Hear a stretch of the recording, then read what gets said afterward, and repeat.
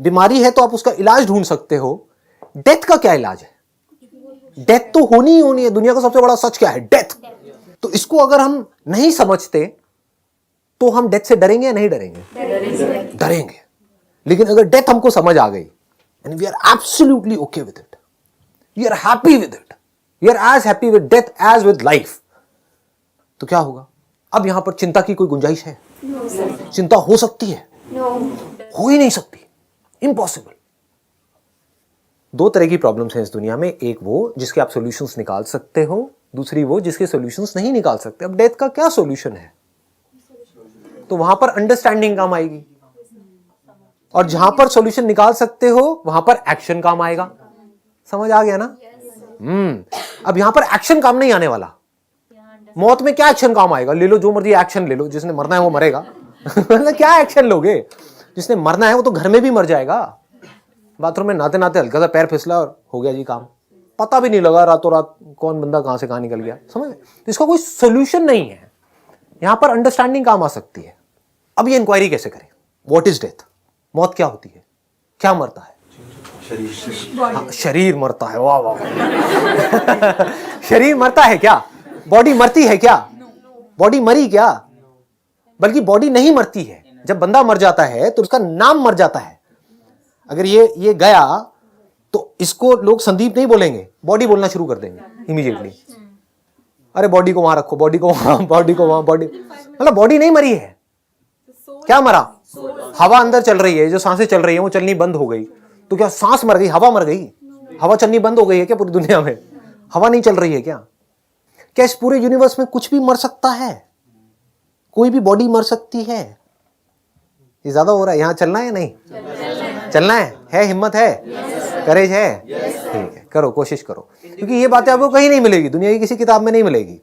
इसको चिंतन से यहां तक पहुंच सकते हो आप, और कोई तरीका नहीं है पहुंचने का। इसी को चिंतन बोलते हैं जो अभी मैं कर रहा हूं आपके साथ साथ में।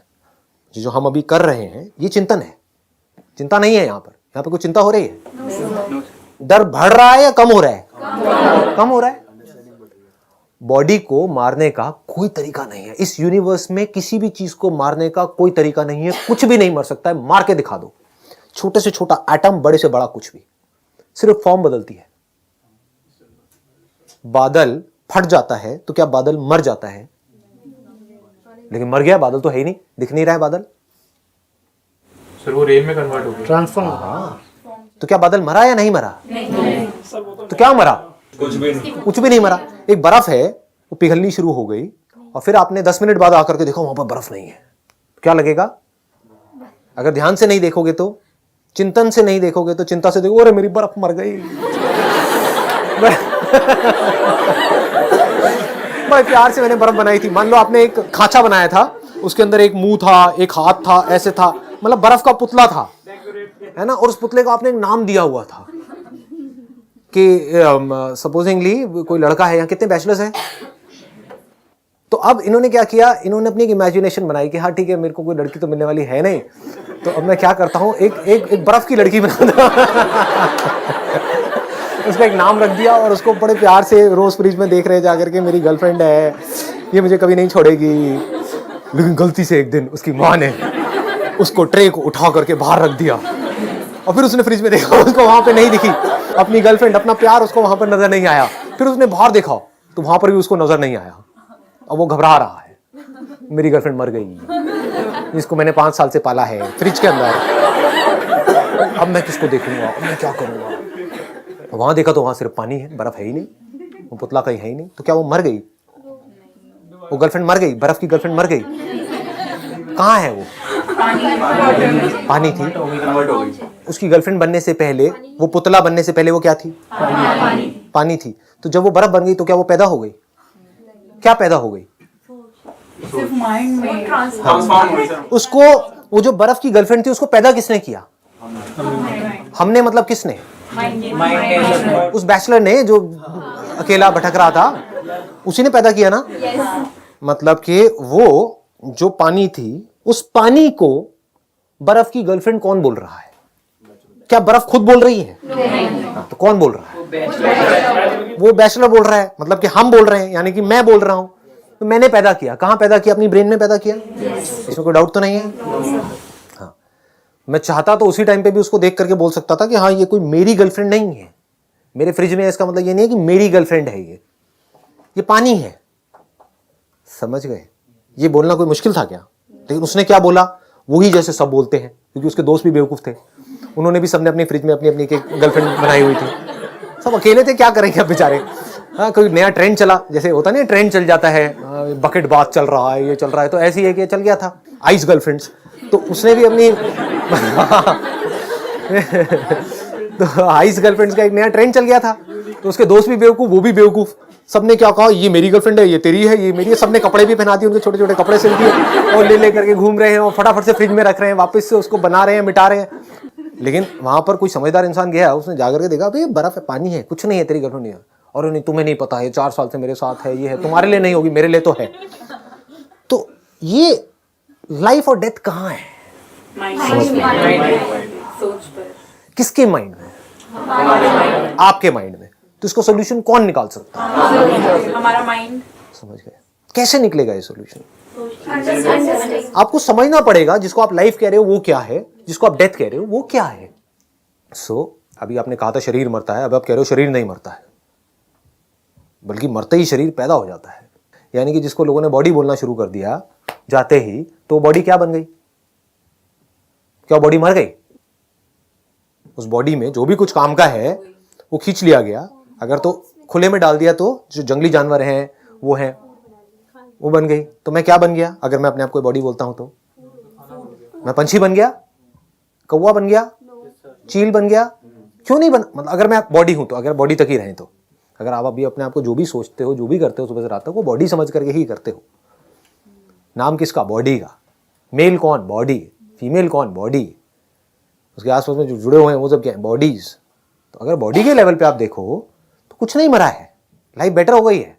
ये कौवा बन के ज्यादा मस्ती करूंगा, यहाँ कौवा बन के उड़ो, ये हो, मजे मजे करो, तो मैं कहाँ मरा? मैं तो जिंदा हूं। अगर आदमी देख पाए तो वो तो जिंदा है। वो बर्फ कहाँ मरी? वो बर्फ की गर्लफ्रेंड कहाँ मरी? वो तो जिंदा है।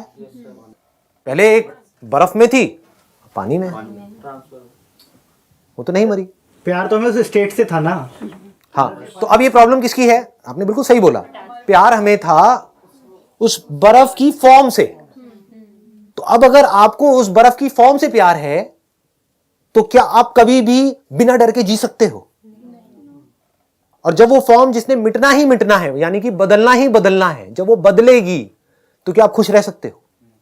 अगर आपको उस पर्टिकुलर फॉर्म से प्यार है, अगर आपको अपनी एक ऐसी फॉर्म से प्यार है, आपकी जो बॉडी है अभी जिस स्टेट में है उससे ही आपको प्यार है, तो जब आपका बुढ़ापा आ जाएगा, जब इस फॉर्म की धज्जियां उड़ जाएगी, तो सुखी रहोगे, दुखी रहोगे? कितना दुखी रहोगे? जितना अपनी उस फॉर्म से प्यार था, यानी जवानी वाली अपनी जो फॉर्म थी उससे प्यार था, उतना ही बुढ़ापे वाली फॉर्म से दुखी रहोगे। लेकिन अगर चिंतन कर करके आप यहां तक पहुंच गए थे कि फॉर्म ने तो बदलना ही बदलना है, मरना नहीं है। जिसको आप मरना बोलते हो वो चेंज है। चेंज को आप मौत बोल रहे हो, कुछ बदला ही तो है।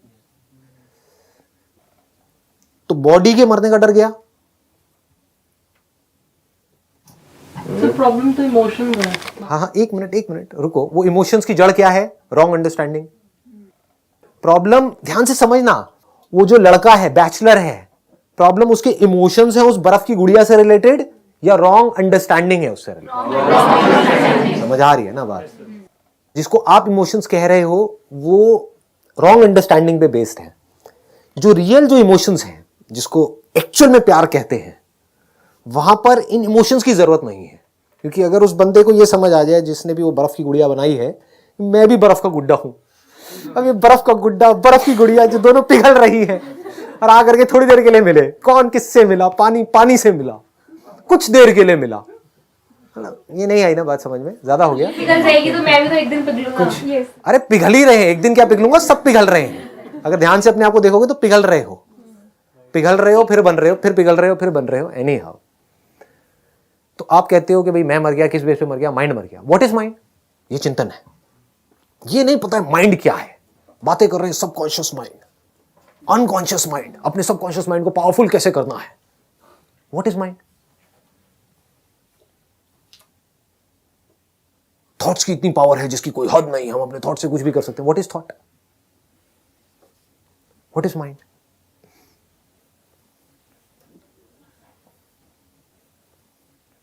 जब ब्रेन काम करना बंद कर देती है तो क्या माइंड काम कर रहा होता है?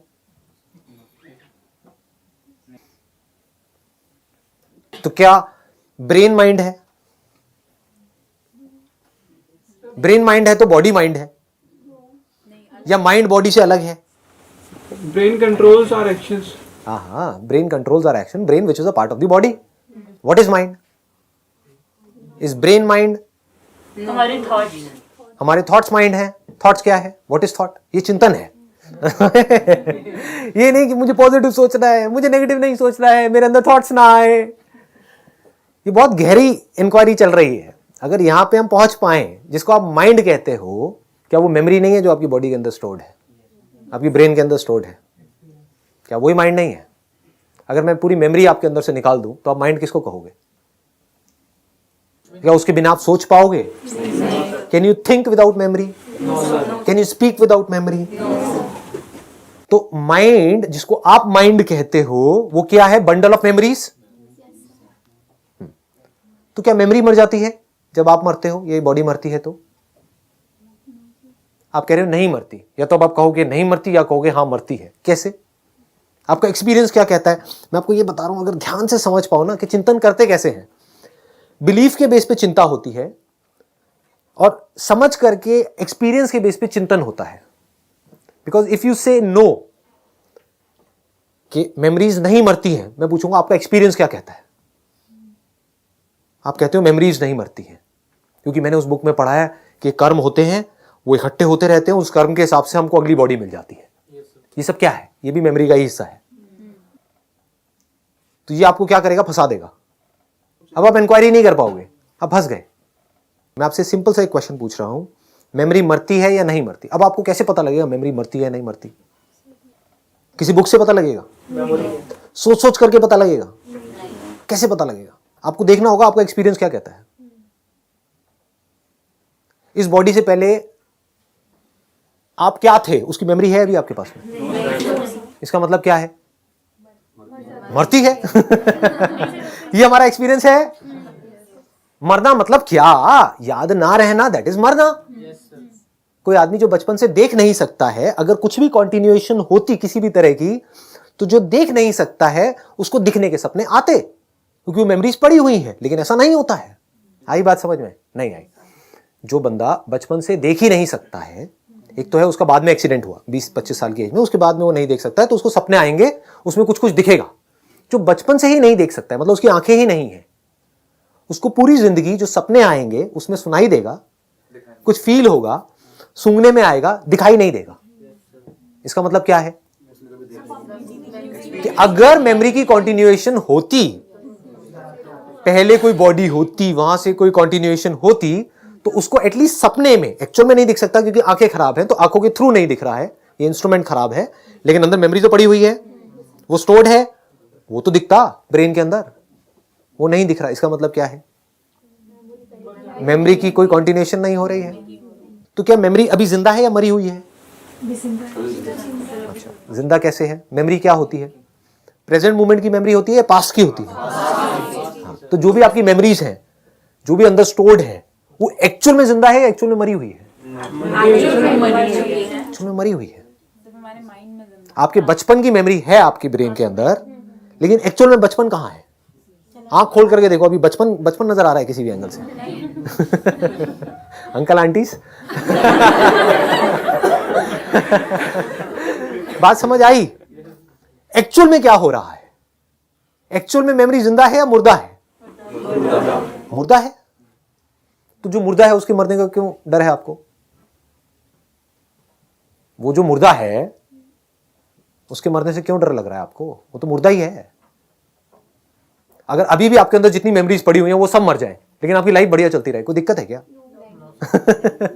तो जिस मोमेंट में फिर सोचते हैं उस मेमोरी के बारे में, उस मोमेंट पे वो जिंदा हो जाती है. हाँ, लेकिन हमको लगता है वो जिंदा हो गई है, एक्चुअल में जिंदा नहीं होती. अगर एक्चुअल में मैं रियलिटी की बात करूं, हमको लगता है कि वो जिंदा हो गई है. जैसे मूवी देखते हैं स्क्रीन के ऊपर, लगता है कि सब कुछ हो रहा है वहां पे, लगता है कि एक्चुअल में शाहरुख खान है, वहां पे एक्चुअल में शाहरुख खान कहीं नहीं है। स्क्रीन के ऊपर जिसको देख रहे हो तो लाइट है, तो क्या मरा? बॉडी मरी या नहीं मरी? बॉडी नहीं मरी, समझ गए? मेमोरी मरी, तो ये अच्छा हुआ बुरा हुआ? अच्छा ही हुआ, इसमें बुराई क्या है? जो पहले ही मरा हुआ था, मतलब देखा जाए तो कुछ भी नहीं हुआ। सब जिंदा है, सब अच्छा चल रहा है। नहीं, अभी क्या जिंदा है? तो फिर क्या रहा? अब आप क्या हो? क्या आप मेमोरी हो? क्या बॉडी हो? हाँ, अब आप कहोगे, या तो कोई कहेगा मैं आत्मा हूं, या कोई कहेगा मैं ये हूं, मैं वो। व्हाट इज आत्मा? समझे? अब ये हम चिंतन पे चले गए। चिंतन मतलब क्या? अंडरस्टैंडिंग के लेवल पे चिंतन का मतलब क्या? एक ऐसे लेवल पे पहुंचना जिसके ऊपर क्वेश्चन मार्क लगाया ही नहीं जा सकता है। आप खुद भी नहीं लगा सकते, दुनिया की कोई ताकत नहीं लगा सकती। तब आप कह सकते हो कि आपका चिंतन सही डायरेक्शन में जा रहा है।